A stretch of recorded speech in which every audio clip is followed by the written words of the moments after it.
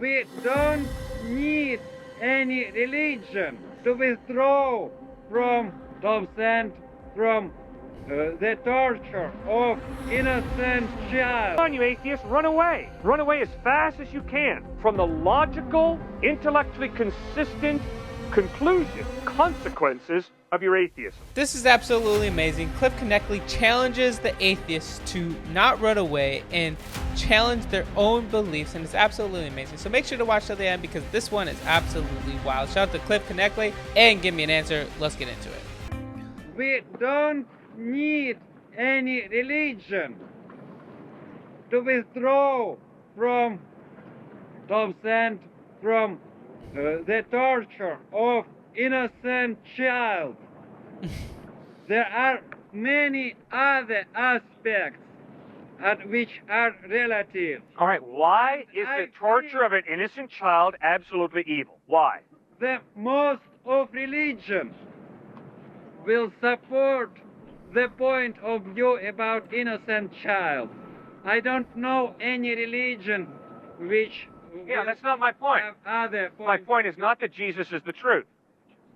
My point is that if there is no God, there are no moral absolutes because morality is just a construct of the human mind. So it's all just a perspective, a bias, a prejudice. Cliffe, But if there is some type of God, then it's possible that this God has created and defined moral absolutes. there is no need in religion. Is this guy Russian or something? He has the strongest accent. He's like, there is no need for religion. Sure, man. Sure, buddy. The case with child in the moral. Fine, then answer the question. Why is the torture of an innocent child wrong? We Why? don't like it. We don't accept We don't like This it. is Fine. enough, Cliffe. But if somebody does like to torture children, then their rebuttal to you is, I'm sorry, I like to torture children. Now, what's the basis of you saying, no, torturing innocent children is wrong? Cliffe, What's your basis? I- Why?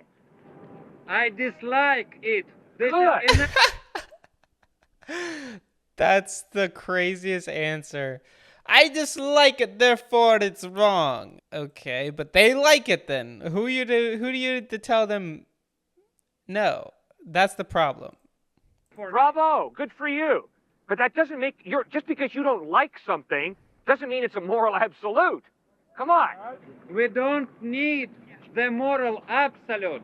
Fine. For the example, Are you with really child. believe that the torture of an innocent child is sometimes all right? I don't think so. Well, good. I'm glad to hear that. So you do believe that there are a few moral absolutes. The only way there can be a moral absolute is if there is some type of mind prior to the human mind that creates and defines right and wrong. Yep. If you have That's something, tremendous. if you have something that God wrote, please speak on that. Or if you have something that a pure representative says, then say that. Otherwise, it's just speculation. What good is speculation? I can speculate something, but nobody would want to hear that. Well, great. I'm not saying you're speculating. That's a but great let's- point. No, I'm not speculating. You're absolutely right. I'm not out here saying, Let's put- hey, guess what, guys? I have this idea. You all embrace my idea. I'm not saying that. I'm standing here urging people to explore Jesus of Nazareth, a real space-time person. Okay. Jesus is not an idea that I came up with. Did he say, "Thou shalt not kill"? Jesus said, you've heard that it was said, Are the do not murder. But I tell you that if you are angry with someone and say, you fool, you'll be in danger of the fire of hell. So yes, Jesus stood by the commandment that says, thou shalt not kill. Is it very clear? Kill. Is that No, very it's clear? not very clear kill. It's very clear murder. I thought you just said it said kill. Good question. Great question. What's the difference between murder and killing? Real simple. You and I walk into McDonald's. We see a guy spraying machine gun bullets into children's bodies. You hit him high, I hit him low, we break his neck in the process. That is not murder. That is killing motivated by a drive to preserve the innocent from being slaughtered. I pull out a gun, blow you away. Why? Because I think guys with hacky sacks should be blown away. That's murder. That's killing motivated by selfishness, hatred, revenge. Yeah. There's an ethical difference between murder and killing. Do you see it or not? I see it, but I don't agree with it. You've got to be kidding me. You don't agree with I'm that? not kidding you at all. I just disagree with what you're saying. You don't think Can I there's a have my difference opinion, or are you- between me killing this man because he is spraying machine gun bullets into everybody's body? You don't see the ethical difference between that action versus me murdering him because I don't think guys with Guinness hats on should be allowed to live. You said you would murder him, whereas you just said 5 minutes ago that you would kill him. You're confusing what you're saying. You're going back on everything you're saying. He is making a more specific answer to the problem. He said kill, but in reality, there's a difference between murder and kill. And he's just explaining actually the difference, or he's clearing up what he meant. Make it real simple. Thanks, man. Appreciate it. No problem. All right. Understand your example. You don't see the ethical difference between him shooting everybody. Good. Very good. He starts shooting everybody, and I hit him as hard as I can to stop him from shooting everybody over there. No, I'm not. You don't saying see the that's difference wrong. between that versus me coming up and blowing him away because I don't like him. You don't see the ethical difference there? You think it's the same? Did I say that? Yeah, that's No. what you said No, earlier. I didn't. I said I disagreed with it. I didn't say I think it was the same. So why don't you stop putting words into my mouth? All right, then explain yourself. Good, I will explain myself. If you don't have to take someone's life in order to stop them from an action, you don't take their life. You take them Fine. down in any means possible, right? All right. You don't have to kill someone to do it. Who said He murder? said on accident, if you hit him high and I hit him low and he happens to break his neck and dies, that's what he was trying to say. There's a difference. You're not just doing it out of cold-blooded murder. Killing has to be done in order to stop someone from shooting other people. Why can't you take the guy down and hold him down as much as possible? But I understand that if you take the man's life, in the course of him taking others' life, that Right. you're trying to say it's justified. I disagree that it's justified by killing someone while he's murdering others. Either way, it's not justified because death isn't justifiable. Fine. My simple point was the gentleman asked a question about the commandment, and the commandment in Exodus chapter 20, thou shalt not kill, is referring to murder. And there's an ethical difference between murder versus killing motivated by a drive to stop the slaughter of innocent people. When American soldiers fought against Nazi Germany, that was not murder. They were obeying the government, seeking to stop Hitler from slaughtering more people. That is not murder. But they were bombing cities Yeah? with children. Yes. And that's wrong that we killed innocent civilians. Correct. There was no other way, perhaps. All right, thank But you. it is not in the course of the Christianity. Sorry. Very about good. that. You're right. As a follower of Christ, no American soldier wants to kill innocent civilians. Correct. Yeah, if I was in war, I literally do not think I could take someone's life. Even in war, I just don't think I could. My conscience would just hold me back. No doubt they did not want. That's the right. question, how is it possible to stop violence being still in the Christianity? All right, as a follower of Christ, I am convinced that the solution to the violence in this world is the love and the radical power of Jesus Christ to change the human heart. But as a follower of Christ, I also am going to be committed to using force when people are destroying humans' lives. And I'm very grateful for the police. I'm very grateful for those in our armed forces who are committed to stopping people from slaughtering innocent people. Very Yeah. good, Cliff.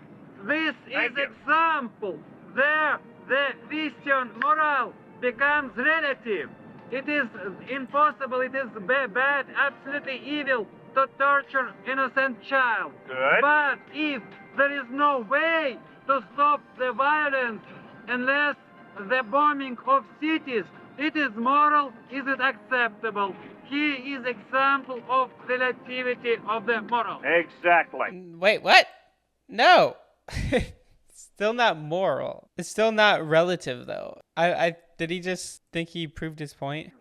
Yes, sir. In the debate, you mentioned how you challenged some of your atheist friends, and you recognize that they're actually being rather hypocritical and not following their beliefs. Yes. What can you touch on some of those areas and how You you bet. challenge them? I think it's real obvious to all of you out here that I claim to be a follower of Jesus Christ. if after I finish speaking out here, you watch me go out and womanize, what are you going to call me? A hypocrite. A liar. Very good. Bravo, guys. You know very, very well that Jesus is not someone I made up in my head. And my Jesus allows me to go out and womanize and rip people's Social Security check off. You know that that's false. Why? Because you know that Jesus taught honesty, sexual purity, integrity, compassion, crystal clear. No question about it. Very good. So if I claim to be a follower of Christ, you're not going to want to watch me go around womanizing, ripping people's Social Security check off. Good. You want me to be consistent. If I say I believe in Christ, you want to watch me live that out. Struggle to live it out. Good. In the same way, if you, sir, tell me that you're an atheist, then I'm going to hold you to be consistent. Which means, you're not going to tell me that there's some ultimate purpose to human life. If you're an atheist, there is no purpose to human existence. Our number came up in a Monte Carlo game, and life is ultimately meaningless. And that's what Camus, Sartre, Nietzsche had the guts to face. The problem with the majority of my atheist friends is they don't have the intellectual integrity and courage to live out the meaninglessness of life. Instead, my atheist friends like to say, oh, here's the meaning of life. Baloney. If there is no God, life is a crapshoot. Second point, if you're going to tell me you're an atheist, fine, I respect your right. But you better not tell me that to torture an innocent child is absolutely wrong. You better tell me it's relatively wrong, because all morality is relative. Which means, if you're an atheist, you have to acknowledge it doesn't matter whether I become Hitler or Mother Teresa. It's simply an arbitrary taste, choice. Thirdly, if you're an atheist, you better not tell me that, oh yeah, maybe there's something after death for me. No, there's one thing after death for you. Rotting. That's all. Just being intellectually honest, if you're an atheist, you cannot have moral outrage. You cannot. Being intellectually honest. I think you should have moral outrage when people do evil things, because I'm a Christian and I believe in God. And when people do things that are evil, people should be upset about it. But intellectually, as an atheist, if you're being fair about your own belief system, you shouldn't be upset because they're just acting out on their animal instinct. So you better not tell me that maybe there's a bright future out there. You better face the despair, the total despair of life. That's why Albert Camus, the great French atheistic existentialist philosopher, said, the only question that modern man must answer is, why not commit suicide? Life is meaningless. Morality is relative. That's so funny. Death ends the absurdity that your birth began. Thank you, Camus, for your intellectual consistency and courage in facing the logical conclusion of your atheism. I've been speaking on university campuses for 25 years. It's a long time. I've met 1.5 students who claim to be atheists who have had the courage to live out their atheism. One was a student from Soviet Union who was at Northwestern University outside Chicago. This guy said, there is no God, and because there is no God, my life is meaningless, morality is relative, and death is the end. And then he said something I'll never forget. He said, but you know, I'm really concerned for my fellow American atheists because they don't have the guts. They don't have the courage to face that. Instead, they go running around saying, you know, when you Russians blasted that Korean airliner out of the air, that was really wrong. Oh, baloney, it wasn't really wrong. Nothing's really wrong. Nothing's really right. It's all relative. The half student was at UC San Diego. This guy steps out of the crowd and he says, yeah, I'm an atheist and I realize life is meaningless, morality is relative, it really doesn't matter what I do, and death is the end. And then he said something I'll never forget. He said, but when I really seriously consider that, I get very, very sad. And my mother gets very, very concerned for me. So I don't think about it too much. That's good. So come on, you atheists, run away.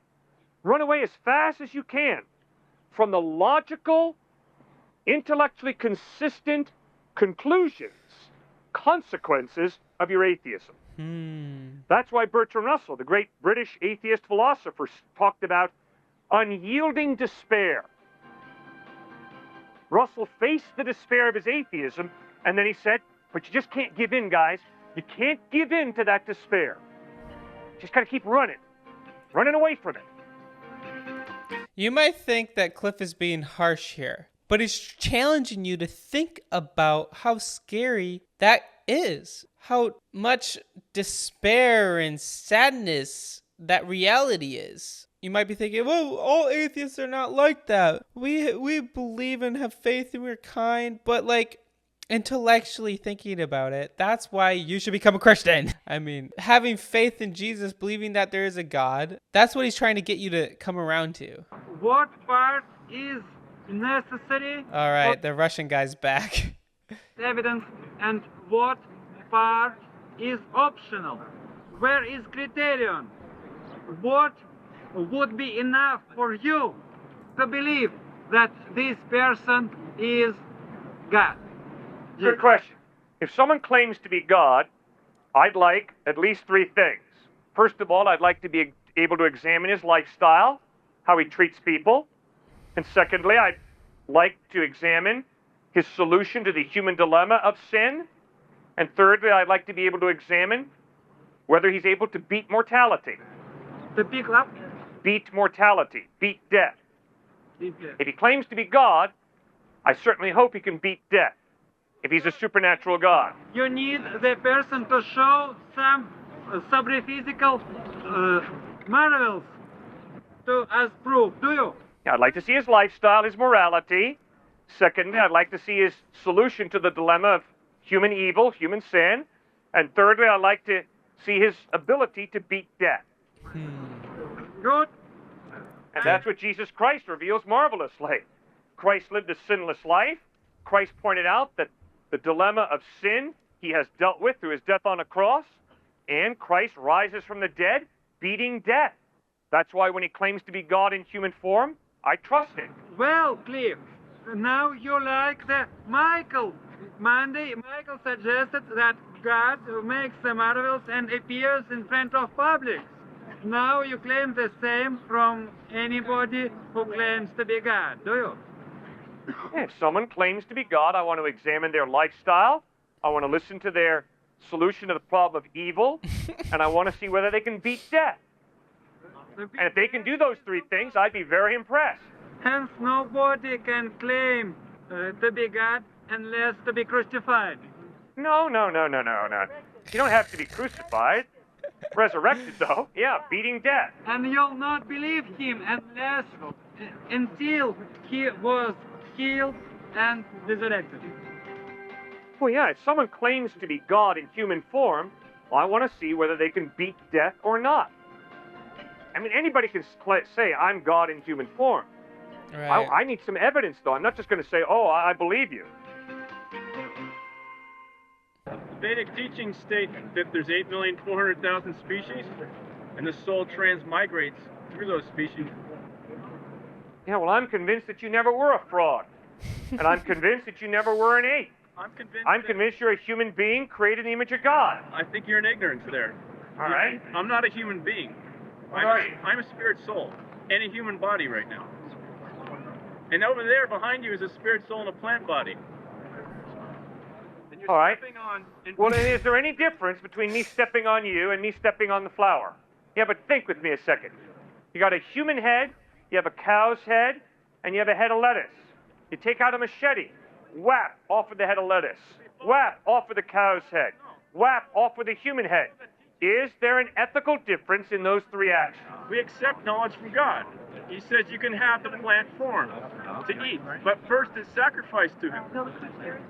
Yeah, well, I just basically explained to you why your worldview I cannot accept. Because from your worldview, there's no difference between cutting a human head versus cutting a head of lettuce. I never said that. Yes, you did. No. You said your real significance is that you have a spirit, and that flower's real significance is that that flower has a spirit. Well, if you both have a spirit, then I have no justification in stepping on the flower, and I obviously have no justification in stepping on you. It says, gives the sanction for what for us to eat and kill and to utilize in his service. For example, the human form is meant for a vegetarian diet. That's not true. I don't think so. Genesis 1:29, if you want to reference the book that you're probably big on. All right. But he offers a leaf of flower, fruit, or water with love and devotion. I'll accept that offering. That's one of his writings. In a book that he wrote himself with his own hand. If you read the Vedas and Upanishads and Bhagavad Gita clearly enough, you cannot mistake the fact that everything is part of God according to that worldview. If everything is part of God, then there's no ethical basis for distinguishing it between cutting a head of lettuce, cutting a cow's head, cutting a human head. It's all part of God.